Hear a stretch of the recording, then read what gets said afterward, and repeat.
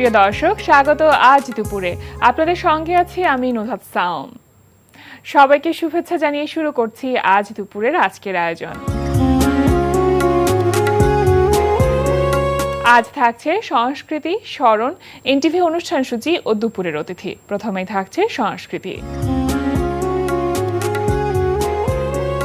জলের ধারা ফাইন আর্টসের আয়োজনে দ্য ইলিউশনস গ্যালারিতে অনুষ্ঠিত হচ্ছে দলীয় চিত্রকলা প্রদর্শনী চিত্রমেলা।